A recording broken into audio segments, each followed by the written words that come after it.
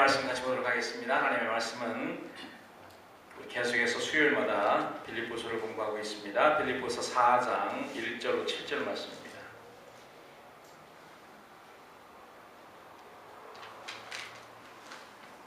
빌립보서 4장 1절로 7절 우리 교독하도록 하겠습니다. 제가 한 절, 여러분들이 한 절 이렇게 읽습니다.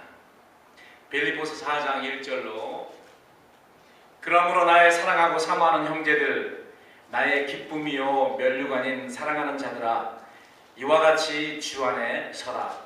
내가 유오디아를 권하고 순두개를 권하노니 주 안에서 같은 마음을 품으라. 또 참으로 나와 멍에를 같이 한 자 내게 구하노니 복음에 나와 함께 힘쓰던 저 부녀들을 돕고 또한 글레멘드와 그 외의 나의 동역자를 도우라. 그 이름들이 생명책에 있느니라. 주 안에서 항상 기뻐하라. 내가 다시 말하노니 기뻐하라. 너희 관용을 모든 사람에게 알게 하라. 주께서 가까우시니라. 아무것도 염려하지 말고 오직 모든 일에 기도와 간구로 너희 구할 것을 감사함으로 하나님께 아뢰라. 다같이 7절 그리하면 모든 지각에 뛰어난 하나님의 평강이 그리스도 예수 안에서 너희 마음과 생각을 지키시리라. 아멘. 오늘은 우리 읽은 본문 말씀을 가지고 성도들과의 관계, 즉 교회 생활에 대해서 이야기하겠습니다. 교회 생활에는 물론 하나님과의 관계, 예배와 기도를 통한 하나님과의 친교, 하나님과의 영적 교통이 있지만은 또 교회 생활에는 상하만 있는 것이 아니고 좌우도 있습니다. 수평관계, 성도들과의 관계, 이 세상에 살면서 우리 이웃들과의 관계에 대해서 이야기하고 있는데, 오늘 사도 바울이 그 교회 생활, 특별히 성도들과의 그러한 관계에서 어떻게 해야지 우리가 성공할 수 있는지를 이야기하고 있습니다.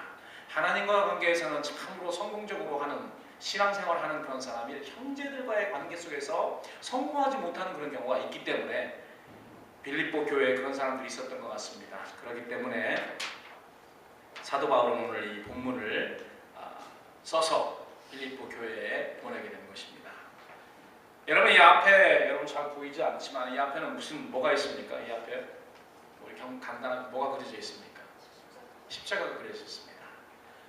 예수님께서 자기 자신을 하나님께 화목제로 드렸던 예수님이 제사장이요 예수님이 화목제 제사물이고 자기 스스로를 하나님께 화목제 제사물로 드린 그 제단은 십자가였습니다. 십자가 위에서 예수님께서 하나님에게 제사물로 드려졌잖아요. 그 화목제사물로 드려졌던 제단인 십자가를 보면은 우리가 잘 아는 대로 상하로 세워진 나무와 좌우로 뉘어진 나무가 가로질러진 상태로 만들어져 있습니다.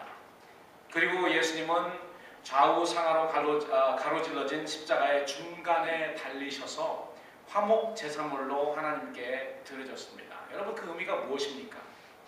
사람들은 죄로 인하여서 먼저는 하나님과의 관계, 상하 관계에서 헝클어졌습니다. 그래서 예수님께서 그 화목제사물로 드려졌기 때문에 여러분, 사실 화목제사물로 드려가지고 우리에게 도움이 되는 것도, 우리에게 유익되고 우리로 어떻게 되는 것도 있지만은 하나님과의 관계에서는 예수님의 화목제사로 드림으로써 하나님께서 우리에게 돌리셨던 그 고개를 다시 우리를 향해서 돌리신 것입니다. 하나님을 위한 그런 화목제사였어요. 물론 우리를 위한 하나님께 드리는 화목제사였죠. 죄와 허물로 가로막혀 있던 사람들과 하나님과의 관계를 헐기 위해서, 그리고 회복시켜 주시기 위해서 예수님께서 스스로 화목제사물이 되시어 십자가에서 자기 자신을 하나님께 드렸다는 것입니다. 근데 거기에 끝나지 않습니다. 십자가에서 예수님께서 하신 일은 하나님과 우리와 막힌 담을 허물고 하나님과 우리를 화목시키고 회복시키는 데서 끝나지 않습니다. 사람들이 죄와 허물 때문에 하나님과의 관계만 손상한 것이 아닙니다. 하나님과의 관계가 손상하니까 또 뭐가 손상됐죠? 이웃과의 관계, 사람들과의 관계도 손상이 되어버렸습니다. 그것이 먼저 손상된 것이 아니고 하나님과의 관계가 먼저 손상되니까 consequence로, 그 결과로 사람들과의, 이웃들과의, 형제들과의 그런 모든 관계도 헝클어져 버린 것입니다. 아담이 하나님께 범죄한 후에, 하나님께 불순종해서 범죄한 후에 하나님과의 관계가 깨어졌습니다. 깨어졌더니 제일 처음에 어떤 일이 일어나냐면 아내와 관계가 맨 처음에 자기 아내 이브를 하와를 하나님께서 자기한테 데리고 오실 때 어떤 고백을 했었죠? 내 몸 중에 몸, 내 뼈 중에 뼈다. 내 막 심장과 같은 그런 사람이라고 이렇게 고백했는데 어떻게 했습니까? 나중에는 그 잘못을 다 자기 아내에게 하나님 저 여자 때문에 하나님이 내게 주신 저 여자 때문에 내 인생이 망했습니다. 인생 조졌다는 거죠. 네, 세상에. 저 여자 때문에 쟤 때문에 그랬어요. 이 아내와의 관계가 그냥 부부관계가 헝클어져 버렸어요. 그리고 그 다음 세대는 좋게 발전했습니까? 그 다음 세대는 더 안 좋아졌습니다. 죄가 점점 성장하고 자랍니다. 그 다음 세대는 미움과 시기와 질투가 더 발전하여서 형이 동생을 돌로 쳐서 죽이는 살인이 시작이 되었습니다. 그리고 그때부터 인류의 역사는 서로 쳐 죽이고 쳐 죽임 당하는 그러한 역사였습니다. 여러분 이 5천년 6천년 인간들의 그 역사를 보십시오. 전쟁이 끊기는 날이 없어요. 그 전쟁은 왜 있습니까? 전쟁은요 다른 거 없습니다. 힘센 놈이 힘 없는 놈을 무슨 어떤 거를 약탈하는 거예요. 그것을 가지기 위해서 뭐 어떤 때는 땅을 뺏기 위해서 어떤 때는 뭘 뺏기 위해서. 그래서 전쟁이 끊임이 없었습니다. 단 100년도 평화로운 때가 없었습니다. 이 세상에 계속해서 인류의 역사는 서로 쳐 죽이고 쳐 죽임 당하는 역사에 계속했습니다. 그런데 하나님께서 이스라엘 백성을 큰아들로 삼으셨잖아요. 장자 국가로 삼으셨습니다. 큰아들로 삼아놨더니 큰아들인 자가 어떻게 합니까? 다른 이방 국가 동생이라고 할 수 있는 영적인 동생이라고 할 수 있는 다른 이방 국가들을 어떻게 생각을 했습니까? 개화같이 여겼습니다. 무시했습니다. 이방인들을 개처럼 업신여기며 미워했습니다. 그래서 잘 알잖아요. 유대인들은 이방인들을 지옥의 땔감 정도로 생각한다고요. 그렇게 생각을 하니까 또 이방인들이 유대인들이 어떻게 행했습니까? 지난 2000년 동안 얼마나 이방인들에게 유대인들이 고난을 당합니까? 자기가 이제까지 했던 그거에 그냥 그 결론으로 대가로 그냥 다 받는 것입니다. 물론 우리는 그렇게 하면 안 되죠. 주면 안 되죠. 그러나 그냥 하나님의 입장에서 보면 다 그런 거예요. 자기들이 그냥 그렇게 해놓은 거 업신여기고 미워하고 뭐 지옥의 땔감 정도로 생각했기 때문에 그대로 자기가 받는 것입니다. 우리의 죄와 허물로 인해서 하나님과 화목할 수 없었던 우리들, 그리고 이웃과 화목하지 못하고 늘 미움과 시기와 질투의 대상으로만 여기던 그런 우리들을 범죄 이전 원래의 모습으로 회복시키고자 예수님은 십자가에서 화목 제사물로 하나님께 드렸습니다. 하나님과의 관계가 회복이 되면 자연히 하나님과의 관계가 회복된 사람들은 형제들과의 관계도 회복이 돼야 돼요. 이건 결론적인 것입니다. 왜? 형제들과의 관계가 근본적으로 어디서부터 깨졌냐면 하나님과의 관계가 무너졌기 때문에 생겼기 때문에 하나님과의 관계가 잘 돼 있으면 어떻게 돼요? 형제들과의 관계도 잘 될 수밖에 없다는 것입니다. 하나님과의 예배생활과 기도생활, 하나님과 영적 교통생활이 잘 된다면은 그러면 성도들과의 교제생활도 잘 될 수밖에 없다는 거예요. 이거는 잘 되는데 이건 안 됩니다. 아니요. 그러면 이거가 하나님과의 관계가 잘못됐다는 거예요. 연결되어 있기 때문에 그렇습니다. 그리고 하나님으로 우리와 다시 회복하실 수 있는 근거를 예수님은 십자가에서 마련했을 뿐 아니라 하나님과의 화목을 회복한 자들로 이웃들과 화목할 수 있도록 사람들에게 근거와 능력을 부어주신 것입니다.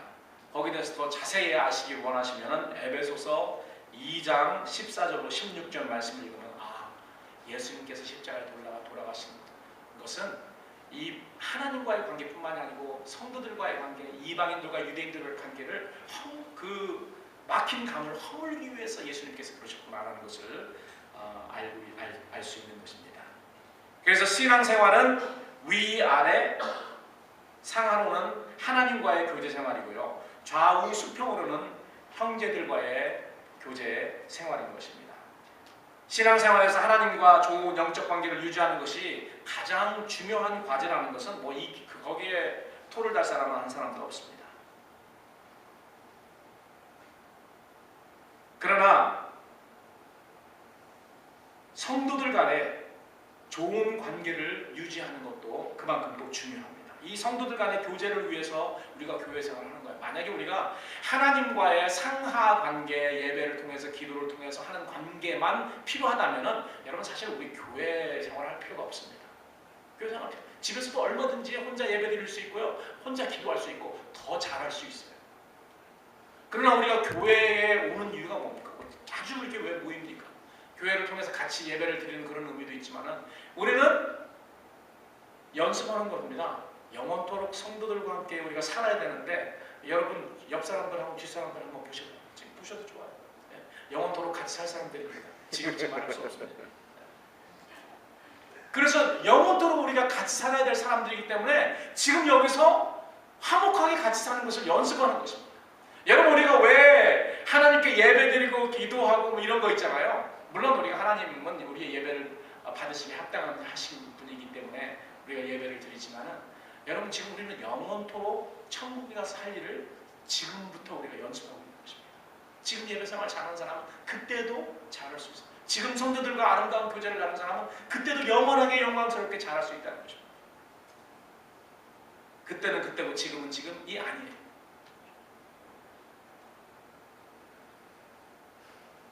여러분 지금 이 세상에서는 우리가 사역을 하면서 뭐 가장 중요하다고 생각하는 그런 일들이 선교도 있고 전도도 있고 구제도 있고 이런 것들이 있습니다. 그런데 여러분 가만히 생각해 보면은 전도나 선교나 구제 같은 거는 천국에는 없습니다. 여러분 천국에 전도가 있을까요? 선교가 있을 것 같습니까? 구제가 있습니까? 여러분들에게 구제받을 만한 그런 불쌍한 사람들은 없습니다. 천국. 그러나 천국에 있을 것이 무엇입니까? 우리가 영원토록 해야 될 게 무엇입니까? 천국에서 하나님께 영원토록 찬양하고 예배드리는 건 있습니다. 끝이 없이 있습니다. 그리고 거기서 우리 형제들과 하나님의 백성들 한 자녀인 성도들과의 교제도 끝이 없이 영원토록 있습니다. 이 두 가지가 얼마나 중요한지 계속 해야 됩니다.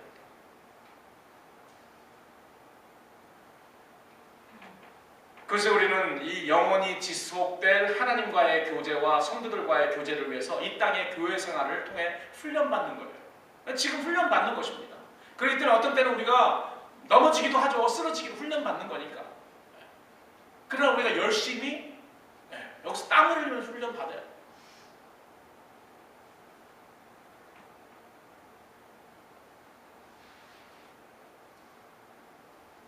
오늘은 그래서 특별히 여러분들과 성도들과의 교제에 대해서 특별히 우리가 어떻게 해야 성도들과의 관계에서 성공할 수 있는가, 여러분 다 이거 성공하셔야 됩니다. 우리가 예배 생활에도 성공해야 되고 성도들과의 교제 생활에도 우리가 성공을 해야 됩니다.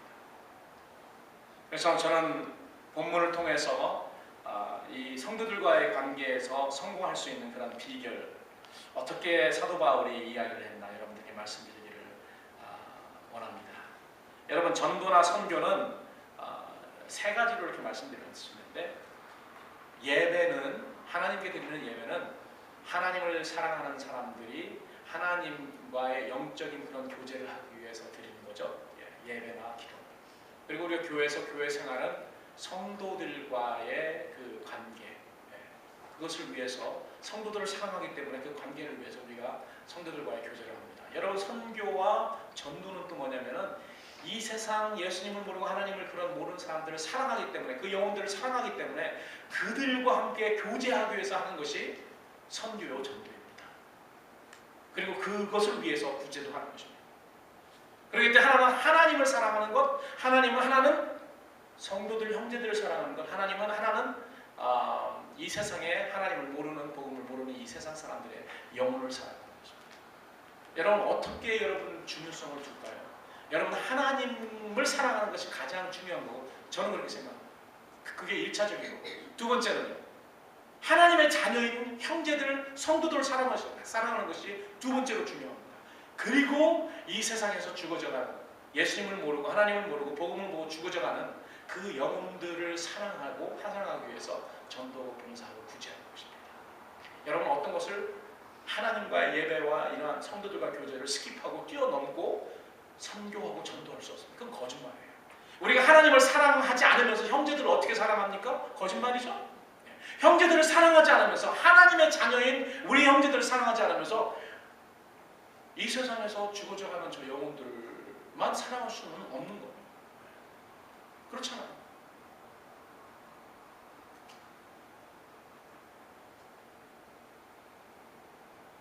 예수님은 이 세상의 어떤 사람들보다 더욱더 하늘에 계신 하나님 아버지를 사랑했습니다. 세상 사람들이 어떻게 말하든 하나님의 말씀, 하나님의 음성에만 귀를 기울였어요. 그리고 또 예수님이 사랑하신 사람들이 있었죠. 요한복음에 보니까 제자들을 예수님이 너무 사랑하셨어요. 이 세상에서 제자들을 사랑하셨죠. 그 누구보다도 자신의 형제들인 제자들을 더욱 사랑하셨고, 거기서 끝나지 않았죠. 예수님은 이 세상 모든 영혼들을 사랑하셨기 때문에 이 세상 모든 사람들을 위해서 돌아가신 것입니다. 이렇게 예수님도 순서가 있었고 우리들도 마찬가지라고 생각해요. 오늘 본문을 자세히 살펴보면 사도 바울에게 들려온 빌립보 교회의 소식에 대해서 알 수 있습니다. 그 소식이 감사하고 기뻐해야 될 그런 소식만 있었던 것이 아닙니다. 여러분, 처음에 우리가 빌립보서를 보면은 감사한 그러한 조건, 그런 소식들 때문에 감사하고 기뻐하고 너무너무 좋아하고 이런 모습들을 볼 수 있는데, 이 후반에 빌립보서 후반에 보니까 빌립보 교회에서 온 소식들이 항상 기쁘고 즐겁고 감사하고 좋아할 그런 소식만은 아니었다는 것을 우리가 알 수 있습니다. 그렇기 때문에 사도 바울이 우리가 지난 몇 주 시간에도 배웠죠. 어떤 사람들을 이야기합니까? 이 사람들은 조심해라. 삼가해야 될 사람들과 사귀어야 될 그런 사람들에 대해서 이야기합니다. 이 사람들은 조심해라. 영적으로 이 사람들은 개들이다. 행악자들이다. 교회 안에 있지만 이런 사람들과 잘못 교제하면 너희들도 영향을 받을 수 있다. 사귀어야 될 사람, 조심해야 될 사람, 이런 것에 대해서 이야기를 합니다. 그 빌립보 교회 내에 그런 사람들이 있었다는 것입니까? 없었다는 것입니까? 있었으니까 그렇게 이야기하죠. 그리고 빌립보서 2장에 보면은 다툼과 허영과 이런 말이 나옵니다. 분명히 빌립보 교회도 다투던 그런 사람들이 있었어요. 허영 때문에 다투던 그런 사람들이 분명히 있었어요. 다툼과 허영으로 사용하는 그런 사람들도 있었습니다. 한 마음을 품지 못하고 서로 자기 주장만 하며 자기만 옳다고 그렇게 말하는 그런 사람들도 분명히 있었던 것입니다. 오늘 본문에 보니까 그런 사람의 이름까지 나왔습니다. 이름이 누구였죠? 2절에 보니까 사도 바울이 이런 말합니다. 내가 유오디아를 권하고 순두개를 권하노니 주 안에서 같은 마음을 품으라. 왜 이런 말을 했을까요? 유오디아와 순두개가 어떻게 했다고요? 어떻게 했을 것 같아요? 서로 의견이 달랐습니다. 물론 의견이 다르겠죠. 진리에 대해서 달랐던 건 아니고 의견에 대해서 달라서 그 교회에서 일을 열심히 하던 그런 사람이었는데 의견이 다르기 때문에 서로 그 의견 때문에 내가 옳고 네가 옳고 매일 다퉜습니다. 다퉜어요. 그런 소식이 들려오는 거예요. 그렇기 때문에 사도 바울은 유오디아야, 순두개야, 순두개 하니까 순두부 생각이 납니다. 순두개야. 제가 배가 고픈 것 같습니다. 권하노니 유오디아를 권하고 순두개 내가 특별히 너희들에게 이렇게 권면한다. 너희들에게 하는 권면은 주 안에서 같은 마음을 품는 것이다. 왜? 같은 마음을 품지 않고 매일 서로 다른 그런 의견만 내고 서로 다툰다는 거예요. 그렇기 때문에 주 안에서 같은 마음을 품으라 라고 이야기를 합니다. 분명히 그 빌립보 교회도 이런 사람들이 있었어요. 서로 생각이 다른 그런 사람들. 그런 소식을 접한 사도 바울은 본문을 통해 성도들이 어떻게 해야 성도들 간의 좋은 관계를 성공적으로 유지할 수 있는지 설명하고 또 권면하고 있는 것입니다. 자, 그러면은 성도들과의 관계에서 우리가 꼭 성공해야 되는데요. 성도들 간의 관계에서 성공할 수 있는 비결을 오늘 너댓 가지를 거쳐로 여러분들에게 말씀드리기를 원합니다. 본문을 우리가 보면서 이야기를 합시다. 첫 번째로 1절 우리 다 같이 읽습니다. 1절 다 같이 시작. 그러므로 나의 사랑하고 사모하는 형제들, 나의 기쁨이요 멸류관인 사랑하는 자들아, 이와 같이 주 안에 서라. 첫 번째 명령은 뭡니까? 주 안에 서는 것입니다. 성도들 간의 관계에서 성공하려면 예수 그리스도 안에서 서는 것이 가장 중요하다고 이야기합니다. 여기서 서는 것은 이 서는 것이라고 번역된 헬라어는 세워진다는 그런 의미가 아닙니다. 우리가 무슨 빌딩을 세우듯이 뭐 어떤 직분자를 세우듯이 이런 세우라는 그런 의미가 아니에요. 이것은 인내와 끈기로 끝까지 견디라는 말입니다.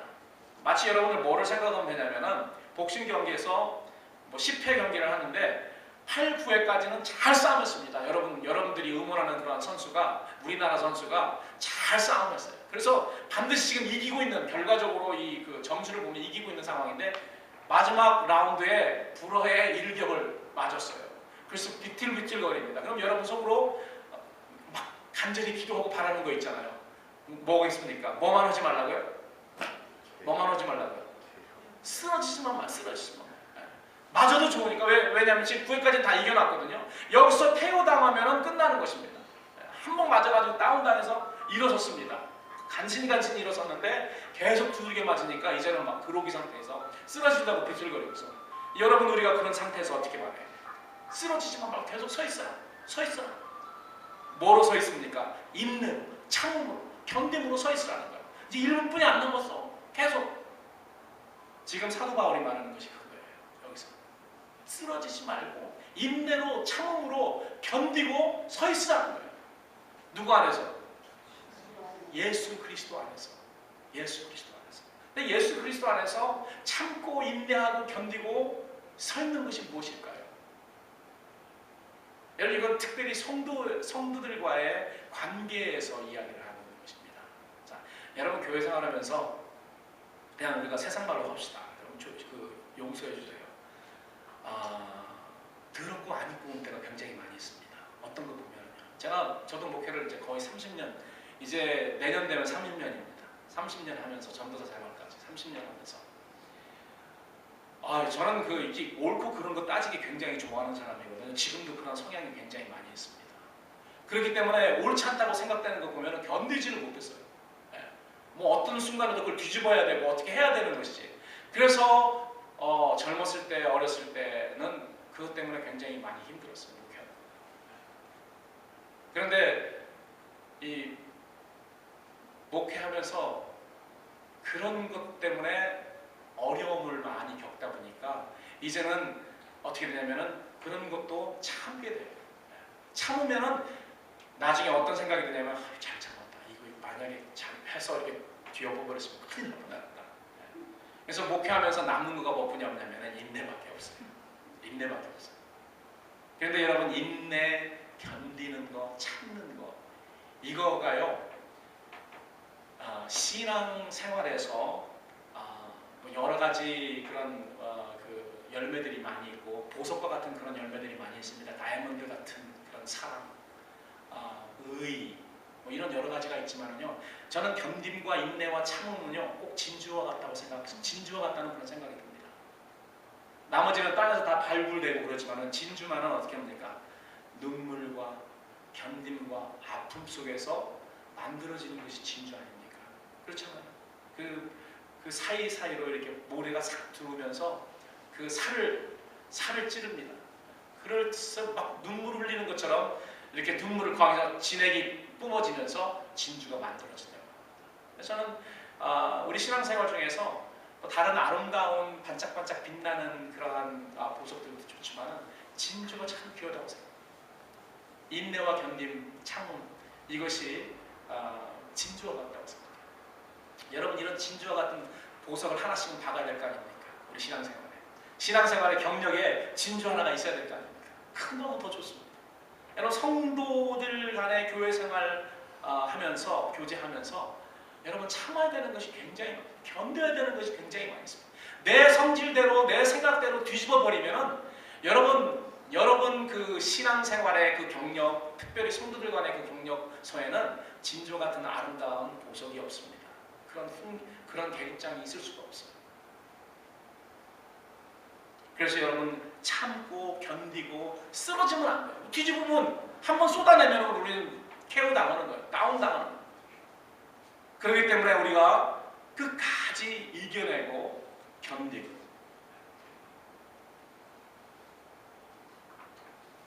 주 안에 서는 것이 성공의 비결입니다. 근데 주 안에 선다. 서는 것은 견디고 인내하고 참는 건데 주 안에서 견디고 주 안에서 참는 것, 주 안에서 인내하는 것이 무엇인가? 여러분 그래서 오늘 1절에 보니까 이런 말이 있습니다. 주 안에 서라. 바로 그 전에 어떤 말이 있습니까? 살아가는 자들아 이와 같이 주 안에 서라. 이와 같이가 어떻게 해요? 이와 같은 걸 보려면 어디로 가야 되죠?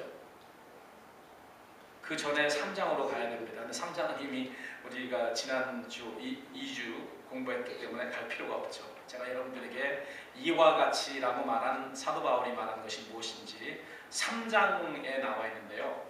그거에 대해서 여러분들에게 말씀드리겠습니다. 3장에서 사도 바울은 무엇을 말하냐면 내가 세상에서 유익하다고 생각했던 모든 것을 다 해로운 것으로 여기고 예수님 때문에 배설물처럼 여겼다라고 이야기를 합니다. 그래서 여기서 이와 같이 주 안에서 서라는 그런 말은요, 세상에서 유익하다고 생각했던 모든 것을 다 해로운 것으로 여기고 배설물처럼 여김으로 모든 것을 참고 인내하라는 것입니다. 여러분 성도들 우리가 교회 생활하면서 성도들과의 관계에서 우리가 균열되고 거기서 삐걱삐걱거리고 거기서 뭐 어떤 어려운 일들이 일어나고 이런 거는 뭐냐면은 그 이유들의 대다수를 제가 생각해요. 왜 성도들이 서로 관계가 그렇게 좋지 않은 상태에 있을까? 어떤 경우는 금전적인 손실 때문에 그런 것도 있습니다. 제가 금전적으로 손실을 입었어요. 그런 경우가 종종 있어요. 그래서 저는 교회 안에 있는 성도들끼리 비즈니스 동업하는 거 별로 안 좋아합니다. 그래서 좀 그런 경향이 있으면 가서 될 수 있으면 하지 마세요. 나중에 저 사람과 분명히 원수됩니다. 제가 한 95%는 다 잘 안 돼요. 95%입니다, 여러분. 제가 이제까지 경험한 거 보면은 잘된 케이스가 거의 없습니다. 형제들도 동업하다가 진짜 형제들도 피나는 형제들도 동업하다가 원수가 되는데 그런 일이 얼마나 많아요, 세상에. 성도들끼리도 그렇습니다. 어떤 금전적인 내 어떤 유익이 손해봤기 때문에 나의 어떤 금전적이나 뭐 손해봤기 때문에 금이 갑니다. 그러나 여러분 그거보다 더 많은 사람들이 관계에 균열되는 것이 뭐냐면 자존심 때문에 그렇습니다. 교회에서 이게 굉장히 커요. 제가 자존심과 그렇습니다. 이것 때문에 사람들의 그 관계가요 균열을 많이 있습니다. 사도 바울은 오늘 이 말씀 속에서 뭐라고 말하냐면은 사도 바울도 옛날에는 자존심이 있다는 겁니다. 여러분 사도 바울이 자존심이 있었게요, 없었게요? 그래서 이 사도 바울이 한 말, 3장에 한 말이면 야 너만 자존심 있냐? 나도 왕년에는 자존심이 있었다는 겁니다. 그런데 어떻게 했다고요?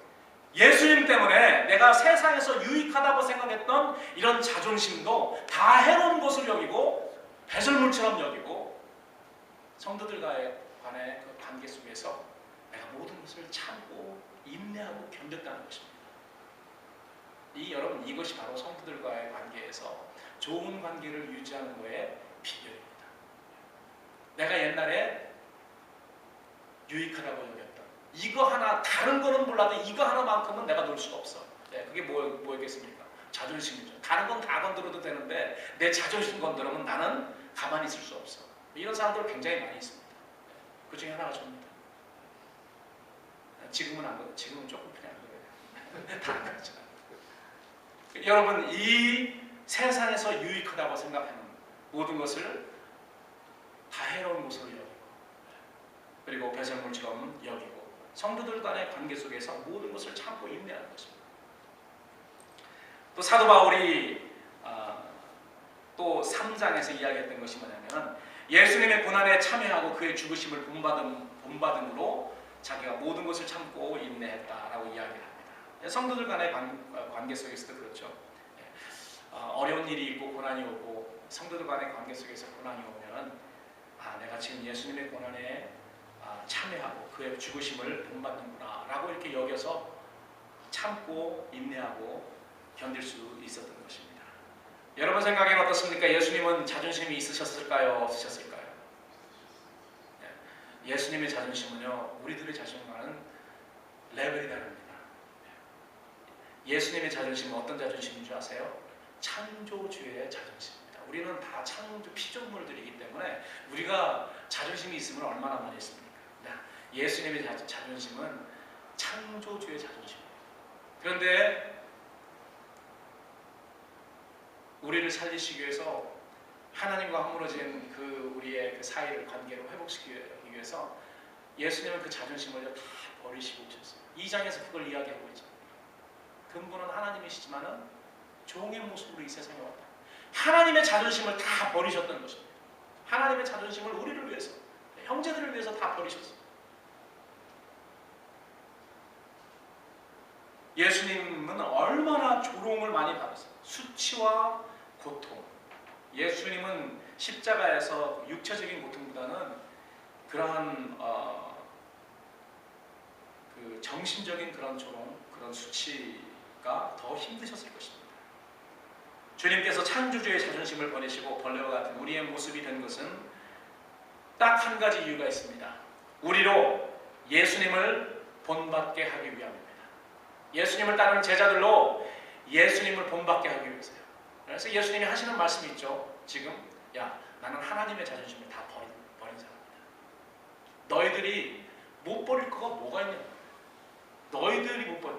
나는 하나님의 자존심을 버린 사람인데 너희 벌레만도 못한 피조물들이 버리지 못한 건 자존심 뭐가 있어요? 그 자존심이 해봤자 벌레 같은 자존심입니다. 그렇지 않습니까? 벌레만도 못한 우리 인간들인데 여러분 자존심이 있으면 얼마나 있냐? 하나님이 보시기엔 그 자존심은 아무것도 아니야. 여러분들이 가지고 있는 건 아무것도 아니야. 그리고 세 번째로 사도 바울이 3장에서 이야기하는 것은 뭐냐면 잡은 줄로 여기지 아니하고 오직 뒤에 있는 것은 잊어버리고 앞에 있는 것을 잡으려고 쫓아가기 위함이다. 그것을 위해서 모든 것을 참고 인내한다는 것입니다. 여러분 어떤 때는 고통스러운 때가 있습니다. 나와 너무 다르기 때문에, 그리고 나와의 신앙 레벨이 너무 다르기 때문에, 그렇기 때문에 너무 성도들 간의 그 관계 속에서 여러 가지 어려움이 있을 수 있습니다. 그러나 여러분 오늘 본문에 보니까 우리가 인내하고 참고 견딜 수 있는 것은요, 이 신앙 경주 후에 하나님이 우리를 위해서 부르신 영광의 상이 준비되어 있다는 것입니다. 이 세상에서 형제들을 위해서 고통당하고 형제들 때문에 불이익당하고 참지 못하고 견디지 못할 그런 상황에서도 우리가 굳게 서서 끝까지 인내하고 참고 견딘 그 사람에게는 하나님의 부르심 상이 있습니다. 그렇기 때문에 우리가 믿음으로 그 영원한 상을 바라보면은 우리가 견딜 수 있는 거예요. 견디지 못하는 그것이 안 보이기 때문에 견디지 못합니다. 내가 여기서 해가지고 그냥 하는 거는 저기가 참으면 상이 있다는 것을 그게 안 보이기 때문이었습니다. 보이면은 그게 너무 영광스럽고 영원한 것이기 때문에 참지 않을 수가 없어요. 그래서 믿음의 레벨은 거기가 있는 것 같아요. 우리가 이 세상에 미세상 속한 것이 아니고 영원한 것, 영광스러운 하늘의 보화, 하늘의 영생, 하늘의 그 상급을 보기 때문에, 믿음으로 보기 때문에, 소망할 수 있기 때문에 이 세상에서 모든 것을 다 잡는 것입니다. 그래서 이 믿음과 인내는 연결되어 있습니다.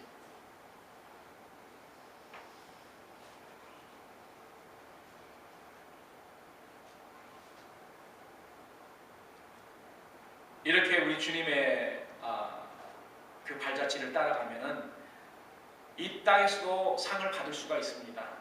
이 땅에서도 우리가 받는 상이 있지만은 여러분 이 땅에서 받는 상은요, 여러분 생각해 보십시오. 영원한 상도 영광스러운 것도 아닙니다. 우리 그 신앙이 어린 사람들은 그거를 진짜로 바라요. 그것만을 바라죠, 사실은. 신앙이 어리다고 볼 수 없죠. 이 세상에서 상급을 얼마든지 받을 수 있습니다. 물질적으로 받을 수 있고, 뭐 또 명예로도 받을 수 있고, 여러 가지로 받을 수 있는데 그것이 전부가 아니에요. 그것이 최고도 아니에요. 그것은 이 세상에서 시들어버립니다. 몇십 년? 길어봤자 몇십 년.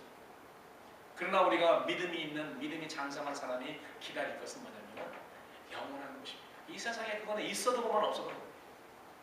몇십 년 영원한 거에 보면 한 점에 지나지 않습니다.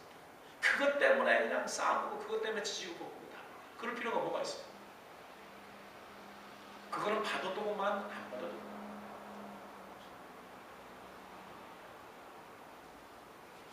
몇 년 가면 다 시들어버립니다. 그렇기 때문에 우리는 성도들과의 관계에서 이미 다 이루은 자처럼 온전하게 된 그런 사람처럼 어깨에 힘주지 말고요. 다 자기를 비우고 낮추고 겸손한 마음으로 성도들에 대해서 섬기되 인내로 참음으로 견디며 하라는 그런 말씀입니다. 왜? 사도 바울도 그렇게 고백했잖아요. 다 잡은 줄로 여기지 않는다. 오직 다 이루었다고 온전히 이루었다고 이렇게 생각하지도 않는다. 이 말은 뭐냐면요. 겸손하라는 것입니다. 나는 온전하지 않다. 바로 이것이 성도들과의 관계에 성공하는 비결 넘버1입니다. 주 안에서 서는. 주 안에서 서는. 어떻게 섭니까? 3장에 나와 있는 사도 바울의 고백대로 서는 것이죠. 두 번째로 여러분 2절을 보면 사도 바울은 빌립보 교회의 두 여자 성도의 이름을 특별히 거론하면서 변명을 합니다. 아까 우리가 읽었죠. 내가 유오디아를 권하고 순도계를 권하노니 주 안에서 같은 마음을 품으라. 성도들 간의 그 교제에서 성공하려면, 관계에서 성공하려면 같은 마음을 품는 것입니다. 같은 마음. 근데 여러분 같은 마음을 품는 것이 중요하지만은 같은 마음을 품을 때 어떤 같은 마음입니까? 주 안에서 같은 마음입니다. 그래서 이 김대영 목사님과 저와 다른 마음, 다른 의견이 있을 수 있잖아요. 그렇죠? 그러면 이제 보통 같으면은 내가 담임 목사니까 부목사의 마음이 뭐가 있겠습니까? 그렇죠. 담임 목사의 마음이 부목사의 마음에 대해서 너 내 마음이랑 같이 똑같이 만들어. 보통 교회에서 다 이렇게 되지만은 이거는 잘못된 거라는 거예요. 성경에서는 뭐라고 말하냐? 주 안에서 같은 마음이에요. 그렇기 때문에 내가 위치적으로는 얼마든지 요구할 수 있지만은 그건 잘못된 거라는 거죠. 내가 힘이 있으면 얼마든지 그렇게 만들 수 있지만은 그건 잘못된 거예요. 교회 안에서는 특별히 더 잘못된 것입니다. 교회 안에서는 뭐라고요? 주 안에서 같은 마음, 주님의 마음을 품는 것입니다. 그래서 만약에 교회 안에서 서로 의견이 나누고 그것 때문에 분란이 일어나고 서로 그렇게 되면은요, 서로 뭐라고 이야기해야 되냐면은 우리가 지금 주님의 마음을 품지 않는구나. 저 사람이 주님의 마음을 품지 않는구나 이렇게 말하면 안 되고요. 내가 주님의 마음을 품지 않는구나 이렇게 이야기해야 됩니다. 주님의 마음이 뭔데요? 빌립보서 2장에 주님의 마음은 무슨 마음입니까? 그리스도의 마음을 품으라. 그리스도의 마음은 무슨 마음이라고요? 어떤 마음입니까? 겸손한 마음이에요. 겸손한 마음입니다. 곧 빌립보서 2장 5절에 나오잖아요. 그리스도의 마음을 품으라. 그 그리스도의 마음은 겸손한 마음이라는 거예요. 겸손한 마음은 어떤 거예요? 저 사람이 지금 그리스도의 마음을 품지 않는 거예요. 이건 겸손한 마음이 아니에요. 겸손한 사람은 100이면 100 다 내가 지금 주님의 마음, 그 겸손한 마음을 품지 않는 거예요. 여러분 모든 성도들이 다 그렇게 생각한다면 교회에 분란이 일어날 일이 뭐가 있냐? 그렇지 않기 때문에. 여러분 일반적으로 세상에서는 교회에서도 가끔 그렇지만 큰 소리가 큰 사람이 이깁니다. 와! 하면 다 그쪽으로 다 따라가야 됩니다. 그죠? 그런데 그렇지 않아요. 외부적으로 보면 소리 큰 사람이 이기는 것 같지만은 소리가 적고 거기서 큰 소리 못 내는 사람은 다 어디서 오는 줄 아세요? 다 뒤에서 해요. 다 뒤에서 사람들 다 전화질하고 다 해가지고 뒤에서 다 합니다. 앞에서 그러기 때문에 어떤 거 결정된 것 같지만은 뒤에서 다 뒤집어 버려요. 이 세상이 그런 겁니다. 큰 소리 친 사람, 소리가 큰 사람이 다 이기는 것 같지만은 소리 작은 사람은 그래 너 앞에서 많이 해봐. 그렇게 뒤에서 다 하자. 그렇기 때문에 나중에 알면은 또 기분 상하고 뒤집어지는 거 다 모든 것이에요. 이건 세상에서나 그렇게 하라고 만들어. 우리들은 어떻게 합니까? 어떻게 해요? 내가 예수님의 마음을 품고 그리스도 안에서 한 마음을 품을 수 있도록 기도하고 내 마음이 그리스도의 마음이 될 수 있도록 기도하고 한 마음을 품는 거, 특별히 그리스도 안에서 한 마음을 품는 거 너무나도 중요합니다. 이것이 성공의 비결입니다.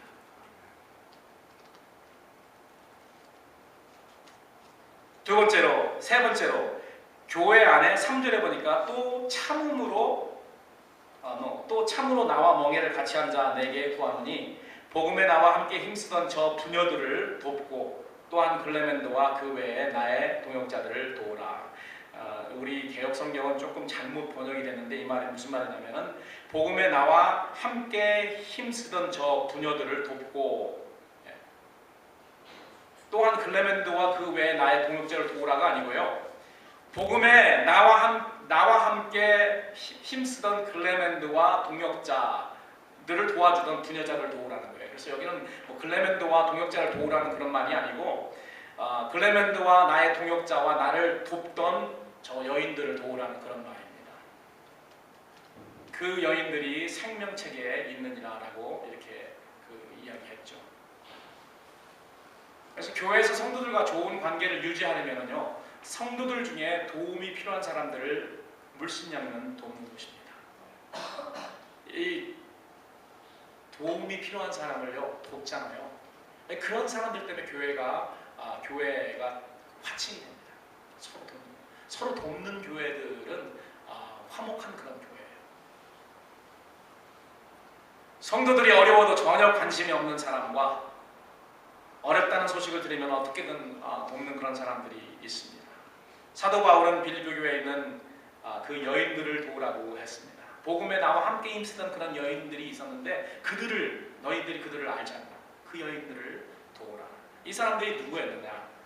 젊었을 때에 복음을 위해 힘썼지만 지금은 연로하여 힘이 없거나 과부가 되어서 남의 도움이 필요한 그런 여인들을 말하고 있습니다. 그래서 지금이야 그런 분들도 다 정부에서 도와주기 때문에 별로 그렇게 큰 이 당시의 여인들처럼 그렇게 어렵지는 않았죠. 이 당시에는 남편도 잃고 자녀들도 다 떠나고 그러면은 진짜 먹고 살 일이 막막한 그런 사람들이 있었습니다. 그런 사람들을 도우라는 거예요. 특별히 젊었을 때 복음을 위해서 힘썼던 그런 사람들. 그래서 나중에 디모데후서에 보면은 어떤 사람들을 과부에 목록 위에 올릴 것인가. 60살 되지 않은 사람은 하지 말고. 그리고 젊었을 때 열심히 주님을 위해서 힘썼던 그런 사람들에 대해서 이야기를 하고 있습니다. 교회 안에 도움이 필요한 사람들을 다 돕는 것이 필요하지만 더욱더 도움을 줘야 할 사람들은 평생 주님과 복음을 위해 힘쓴 여인들, 과부들, 나이 드신 그런 분들을 이야기하고 있습니다. 네 번째로 관용을 모든 사람에게 알게 하는 것이 성공의 비결입니다. 5절에 보니까 너희 관용을 모든 사람에게 알게 하라 주께서 가까우시니라. 관용이라고 번역된 헬라어 단어는 공평 위에 에피에코스라고 하는 에코스는 에퀴터블이라는 그런 말입니다. 공평이라는 그런 말이에요. 에피라는 말은 위에라는 그런 말인데 공평 위에라는 말이 바로 여기서는 관용이라고 되어 있었어요. forgiveness가 아니고 모든 것을 공평하게 사람들과의 그런 관계 속에서도 공평하게 reasonable하게 하라는 것입니다. 우리나라 속담에 손은 어디로 굽는다고요? 손은 안으로 굽습니다. 손은 안으로 굽어요. 여러분 자세히 생각해 보세요. 교회 생활하면서 여러분 어떤 사람과의 관계 속에서는 내가 저 사람은 내 손에 안에 굽는 사람이 있죠. 어떤 사람이 보면은 저 사람은 나의 적이라고 생각하고 어떤 사람은 무슨 잘못을 해도 다 덮어줄 수 있는 사람이 있습니다. 교회에 그런 사람이 있어요. 어떤 다른 사람들, 다른 쪽에 있는 그런 사람들은 털어서 먼지만 나와도 비난하고 싶은 그런 사람들이 있습니다. 그러나 손은 안으로 굽기 때문에 내 사람이다, 나에 속한 내 그룹에 속한 사람이라는 것은 잘못해도 다 덮어주고 싶은 그런 사람들이 있습니다. 그런데 여기서 말하는 것은 모든 사람을 다 공평하게, 모든 관계 속에서 공평하게 하라는 것입니다. 공평 위에서. 나와의 어떤 관계가 없기 때문에 나한테는 색안경 쓰고 뭘 보지 말라는 거예요. 일반적으로 사람들은 손이 안으로 굽습니다. 뇌물을 준 사람, 나에게 잘해주는 사람, 나에게 속한 사람, 내 그룹에 속한 사람들에게는 손이 안으로 굽어요. 나에게 속한 사람은 어떤 잘못도 대충 지나갈 수 있지만 반대편에 있는 사람은 먼지라도 털리면 비난하는 것이 이 세상에 속한 죄성에 사로잡힌 사람들의 모습입니다. 요즘 정치인들, 특별히 한국 정치인들을 보면은 참 심하다고. 자기의 당에 속한 사람들은 아무리 잘못해도 그냥 그거 다 덮어줄 수 있는 거 아니에요. 이래요. 그리고 남의 당에서는 남의 당에 속한 사람들은 조그마한 것도 다 뒤집어가지고 다 비난하고 죽일 놈 살리러 가죠. 그래서 우리는 어떤 부류의 사람들을 대하든 우리의 판단을 공평 위에 두어야 된다는 것입니다. 누구에게 소문을 들었다든지 아니면 첫 번째부터 나만의 색안경을 쓰고 사람을 판단하지 말라는 것입니다. 그것이 바로 여기서 관용이라는 그런 단어입니다. 관용으로 공평하게 사람을 판단하라. 그리고 공평하게 대하는 것. 이것이 성도들 간의 관계에서 성공하는 또 한 가지의 비결이고, 마지막을 말씀드리겠습니다.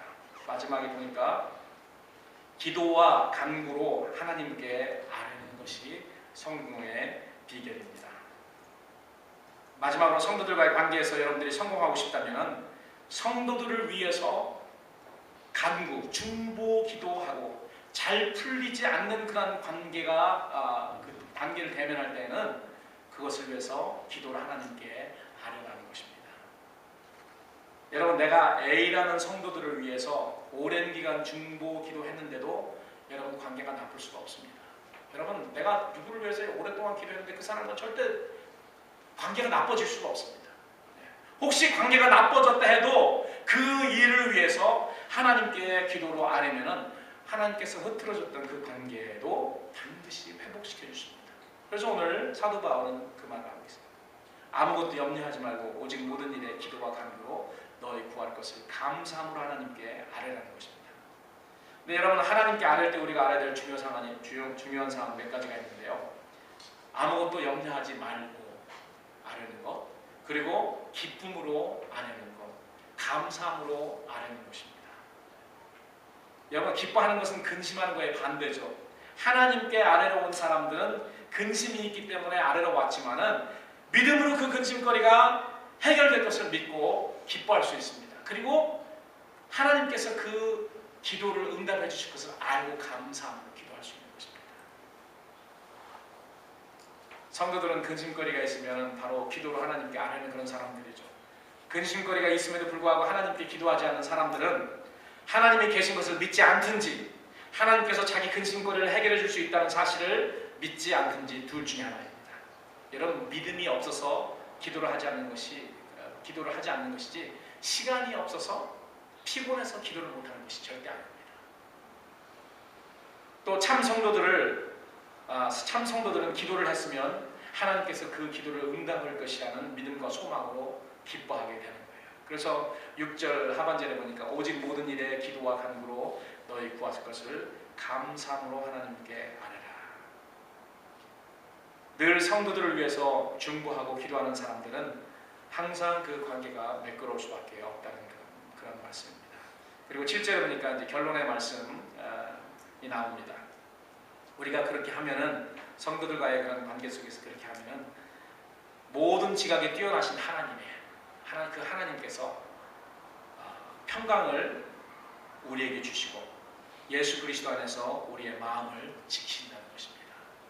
뭐 뒤집어 엎고 뭐 이런 것이 아니고 우리 하나님께서 우리의 마음을 지켜주시고 우리에게 평강을 주셔서 능히 이런 모든 것들, 사람들과의 관계 속에서도 매끄럽게 모든 것을 잘 할 수 있다는 거예요. 아멘.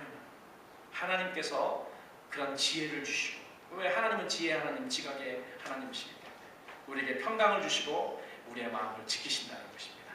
모든 지각에 뛰어나신 하나님께서 우리의 마음과 생각을 지키셔야 성도들과의 관계에서 성공할 수 있도록 지혜를 주시고 은혜와 평강을 주신다는 것입니다. 저는 우리 빛나는 교회에 속한 모든 성도들이 오늘 하나님의 말씀대로 우리가 어떻게 해야지 하나님과의 그런 관계, 영적인 그런 교통도 중요하지만은 그거 이외에 성도들 간의 그러한 영적인 그런 교통, 교제도 어떻게 성공적으로 할 수 있는가, 이 오늘 들을 말씀을 여러분 기억하면서 이대로 실행하면서 그렇게 하기 때문에 우리 교회가 하나님의 평강과 하나님의 주시는 그런 화목이 넘치는 그런 교회, 그런 성도들이 되시기를 우리 주님의 이름으로 간절히 축원합니다.